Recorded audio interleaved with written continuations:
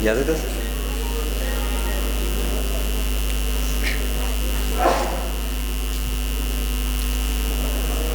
نثر پڑھی جاتی ہے صدر عالی وقار، لیکن جب یہ مقررین شعر کو نثر بنا کر گاتے ہیں تو اس شاعر کے سارے مصرے وہیں ٹوٹ جاتے ہیں۔ ٹوٹے ہوئے مصروں سے نثر تو بن جاتی ہے، لیکن تقریر کو ایسا صدمہ لگتا ہے کہ پھر وہ اس مقرر کے پرونے میں نہیں آتی، کیونکہ صدر عالی وقار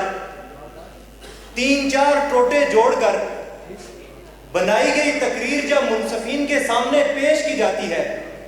تو ان کو اپنے زمانے کی لکھی ہوئی تقریریں یاد آ جاتی ہیں، اور یوٹیوب سے مواد لے کر 2-4 مقابلے جیتنے والے مقررین جب خود کو سب سے بہترین مقرر سمجھتے ہیں تو گراف تک پہنچنے سے پہلے ان کے گلوں سے نکلتی ہوئی چڑیا کی آواز گراف کی دھجیاں اڑا دیتی ہے، تو مجھے اس دور کا حق نواز مغل یاد آ جاتا ہے۔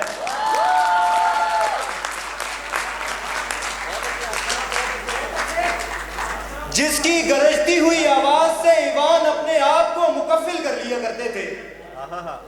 جس کی گرجتی ہوئی آواز سے ایوان اپنے آپ کو مکفل کر لیا کرتے تھے،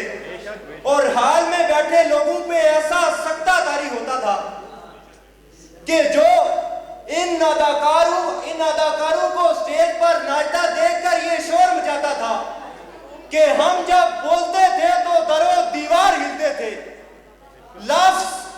کتب خانوں میں یار ہلتے تھے، ہماری تقریروں نے دلوں کو زم کیا، ہماری تحریروں نے آنکھوں میں نم کیا، تمہارے جملوں میں ربط باہم ہی نہیں، تم جو بولتے ہو اس میں دم ہی نہیں، تم جو بولتے ہو اس میں دم ہی نہیں۔ صدر عالی وقار سنا تھا کہ شاگرد استاد سے آگے نہیں نکل سکتا، لیکن ہم نے ایسے شاگرد دیکھے کہ جو استادوں سے آگے نکلنے کے لیے ان کے گریبان تک چاک کر گئے۔ دسمبر اور جنوری کی سرد راتوں میں سکھائے جانے والے مقررین